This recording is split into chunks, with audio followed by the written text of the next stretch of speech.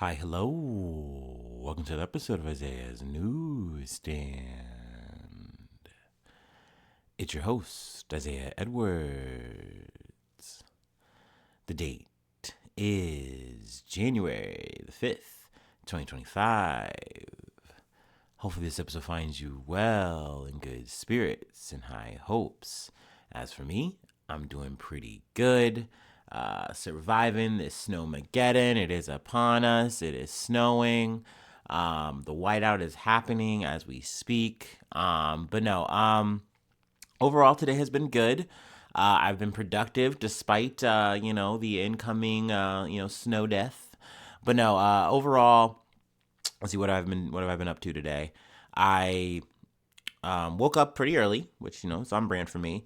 Was able to get to the grocery store. I will say though, throughout today, I've kind of had a little bit of stomach issues, which is not super duper fun. But overall, I feel okay now. But I had to move through that a little bit. Had a motor on, but the snow hadn't really started yet. Like actually, it didn't start at all.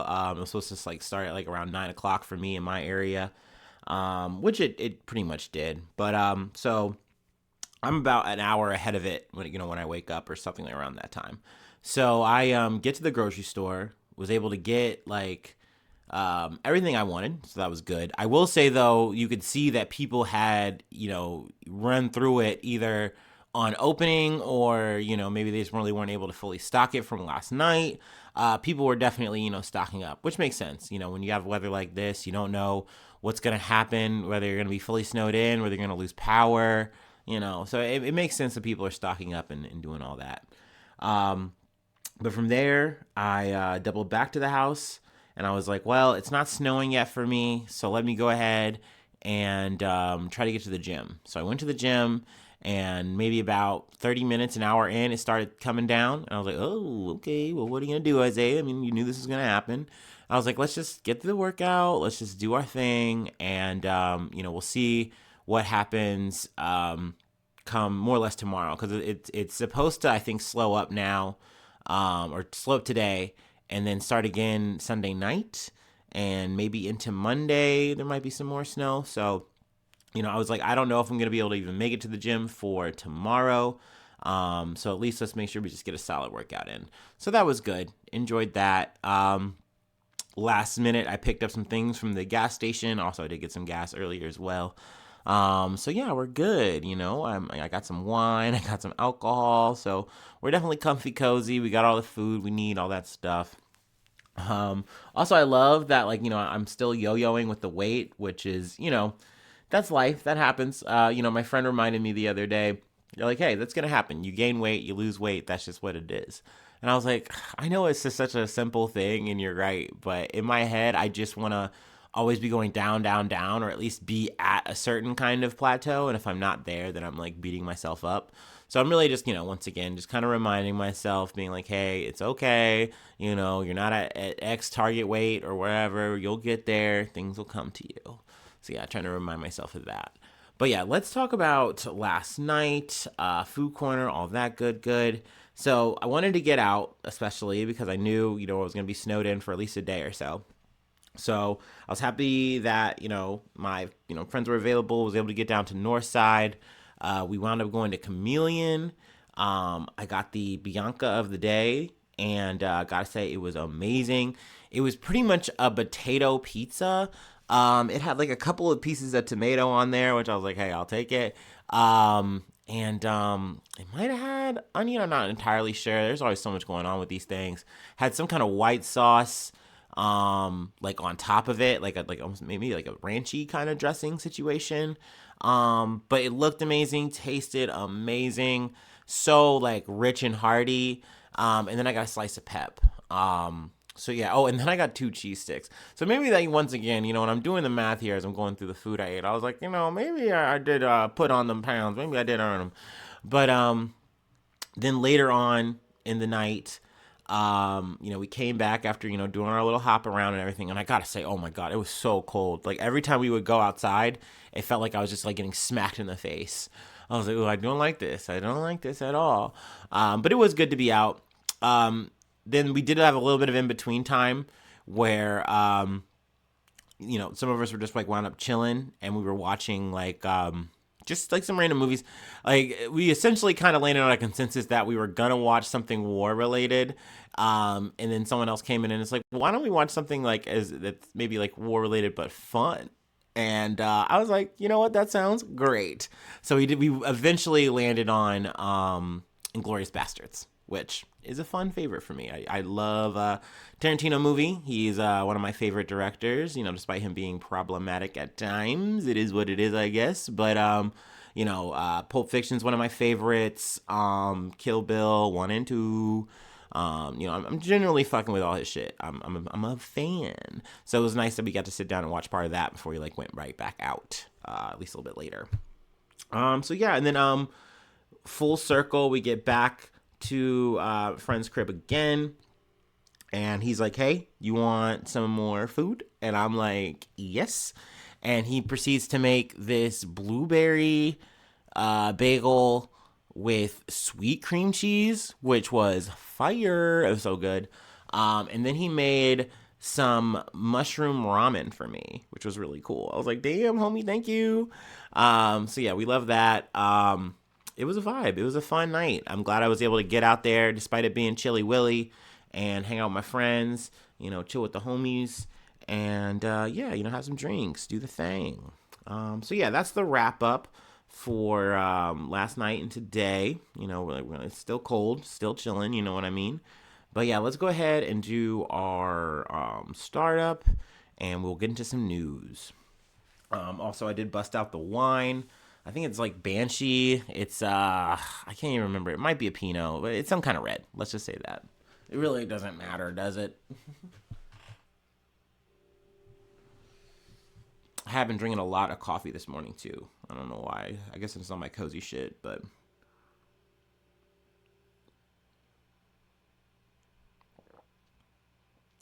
okay. I'm just glad I have a good red back in the house. Feels nice. Mm.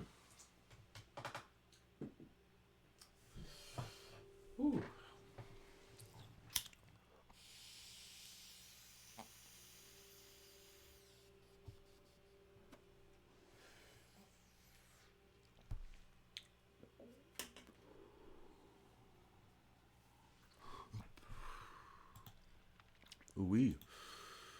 Ooh. All right. First story is from ABC News. New Israeli airstrikes in Gaza kill more than 20 hospital workers say. Israeli airstrikes killed at least 21 people, including at least 2 children on Saturday in Gaza, hospital staff said, while a new effort at ceasefire talks was underway in Qatar after nearly 15 months of war. I've said it before, I say it again. With the ceasefire stuff, it definitely feels like just something that is getting yo-yoed around, but there's no substance to it. Like there's always some new addendum that Israel wants added on so that like we can actually achieve it. And then, when Hamas or whatever says, oh, well, we can't do that or we're working to do that, it's like, oh, well, you see, they're not being cooperative. So, we can't agree to any ceasefire with them. And it's like, you guys keep changing the deal. So, like, what is this? Let's see here. I did want to maybe highlight some specific parts of the article. Beyond this, Gaza's health ministry said at least 59 people have been killed and more than 270 others were wounded by strikes in the past 24 hours. I feel like that was an important number to mention. Let's see here. What else did I want to pull?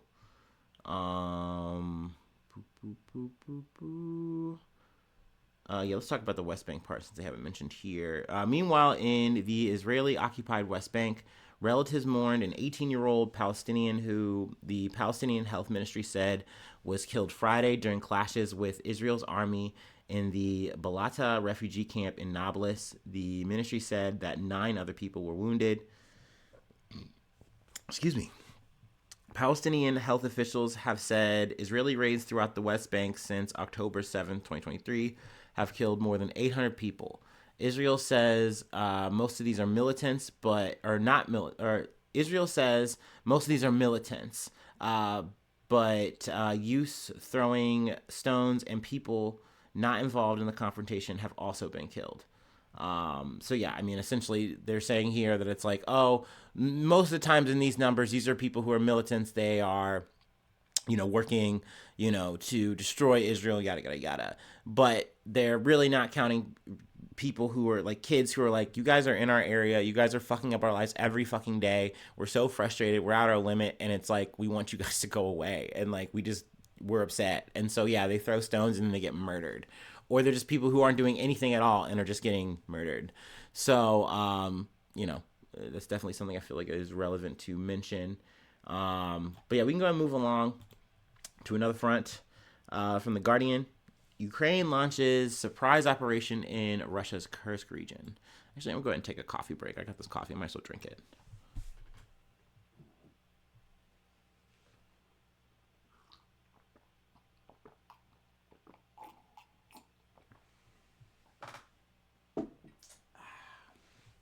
All right. Let's scroll down.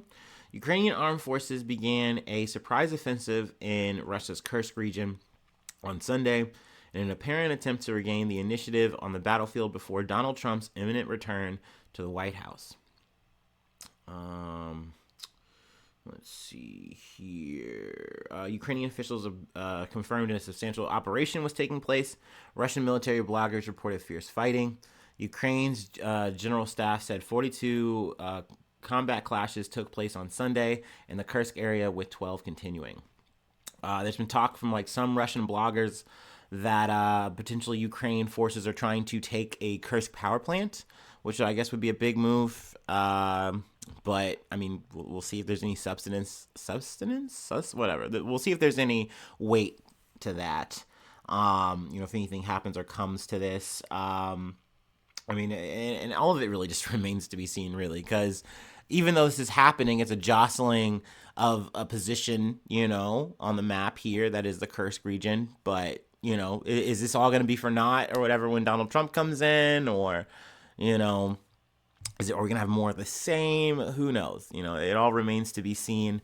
I will say, I feel like a relevant note that I was kind of thinking on, before we went on, was that it's interesting to have this kind of activity at this point in the season, like with it being so, like, we're in the heart of winter, right? So usually things are kind of at a standstill, but it almost seems like, Ukraine's making more motion to try to make a move just because, we have so much going on now, with the inauguration of Donald Trump, and maybe once again, maybe there's going to be a negotiation or something like that. So they want to try to make as much of a push as they can to have as much leverage and much power at the table, for that.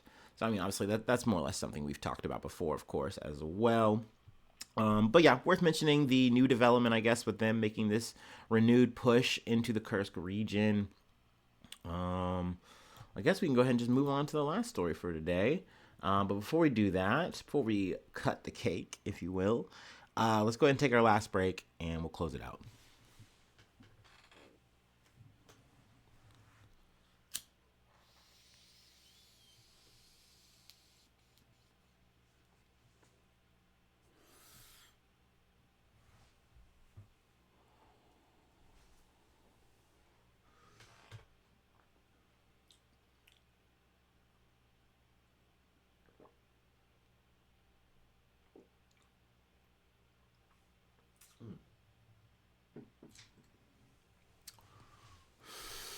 All right, from CNN. 3 women die after eating Christmas cake in suspected poisoning in Brazil. 3 women have died after eating a Christmas cake in a suspected poisoning case in Brazil. 5 members of the same family, 4 women and 1 child, fell ill and sought hospital treatment after eating the cake on Christmas Eve in the city of Torres, in the state of Rio Grande do Sul. 3 of the women have since died, while the 4th woman, who prepared the cake, and her 10-year-old great-nephew are still being treated. The hospital Nossa Senhora dos Navegantes? Navegantes? We're going to say Navegantes. Why not? which is caring for them, told CNN Brazil Saturday that their condition appears to be improving. So that's a bit of good news here. Now, here's where we're getting potentially true crimey here, but I gotta add, this is speculation. I don't know. Like, it's just this story kind of gets like left at your lap, and you go, okay, well, I guess let me know what's gonna happen from here. What's the 411? But authorities had discovered arsenic in the blood of 3 of the family members, CNN Brazil reported, but it did not make clear whether those were the 3 who died. Investigators are working on the hypothesis that the food was poisoned and have seized the cake for forensic examination. They have inspected the property in Ario, or Aurora. I'm going to say Ario. I'm just going to say it. I'm going to say it like a gringo. Ario do Sal, where the cake was made, and the property where it was consumed. Numerous expired products were reportedly found in the property where it was repaired, according to CNN Brazil. So I don't know how this cake comes to get arsenic in it without it being intentional, right? And I remember when I initially got the story, it was like from the Daily Mail. The person goes, oh, well, we have like 2 cakes. We had 2 cakes, and we decided to cut this one and eat this one. And if we had just did the other one, everyone would have been fine. And the person who made the cake, she was really broken up. She was really sad. But it's like, how do you accidentally get arsenic in a cake, y'all? Like, I don't know. I'm an idiot. So, I even tried a quick Google search, which made me feel like, oh, I'm immediately on a list. I always hate when I do Google searches like that. I'm like, this feels like I'm not doing it. Like, how do you accidentally do it? I want to know. Is that possible? And of course, Google couldn't help me. There wasn't even an AI. Like, there was like nothing. So definitely, y'all can, the bakers out there, the great bakers, let me know, like, if there's a way for that to accidentally happen. I feel like it would have to be some kind of intent for that to be a thing. But then, like, how, like, because that's what I'm saying, you can't, like, oops, accidentally put arsenic in a cake, right? Like, it just makes you feel crazy thinking of anything more than, like, what logically just makes sense, right? Which is, like, the person who made the cake put arsenic in the cake and then ate it too, which I guess would make it kind of feel like, well, if they really meant to do this and like kill or hurt anybody, wouldn't they not eat the cake themselves, right? So I don't know. I'm definitely, like, once again, I need so many more details on this. I kind of let the story drag a bit because I wanted to see if anything would really pop up, but not even CNN's really giving me much here. In Brazil, Christmas Eve is the main event of the holiday season, since 54% of the population is Catholic. Many Brazilians attend midnight mass, exchange gifts, and celebrate with large family gatherings the night before Christmas. Okay, but once again, that doesn't really help me, and then they just leave me. So, there's a picture of the cake in the thumbnail. Once again, if y'all have any idea of like how this could happen in an accidental sense, please sound off in the comments. Please hit me up. Let me know. But yeah, I guess right now it kind of seems like someone might be a little guilty. But hey, that's alleged. I have no idea. I hope. And honestly, too, like, this is a sad event. I don't want to make too light of it or whatever. Obviously, people have died. Families have lost their loved ones, especially, and it's supposed to be such a treasured time. You know what I mean? Just like the New Year situation, shit. So it's sad as hell that someone went through this, and it would be crazy even so. That's why I am racking my brain a bit here, because I don't want it to be that, like, this lady had some, like, sinister intentions behind her her baked goods. I really hope that there's some kind of answer out to how arsenic gets into a cake, especially too, because I don't want to accidentally put arsenic in my cake. Do you hear me, everyone? Universe, Google, do you hear me? I don't want to put arsenic in my cake. I never would. That would be bad. I do know it does, like, that almondy taste, right? I only know that from, like, some poem. I think it was an Edgar Allan poem, maybe. And the guy, like, dies, and it was like, ooh, it's bitter like the almonds. And I don't want that to be me. I don't want that to be my comrades, my homies. No way. Shit, I don't even cook for the homies, okay? I'm bringing something I got from the store, all right? Non-poisoned, no arsenic detected, okay? Unless there's a recall, all right? Hopefully not. Okay, I'm in the weeds here. That's it for today. I was going to keep it short, but I feel like we went a little longer than I maybe should have for the amount of stories. But hey, so it goes. If you're in the Midwest, if you're in this, polar situation that we got going on here, hopefully you're staying warm, you're staying cozy, you got everything you need. And hopefully you have a good little snow in, a little snowmageddon. If you got to go out, like I said, be very careful. Make sure you check your roads and stuff like that. Be safe. But yeah, that's where we'll leave it. No shilling. So thanks so much for tuning in. Thanks so much for being a friend, and hopefully I see you soon for some more good news. I love ya. Bye bye. Mwah.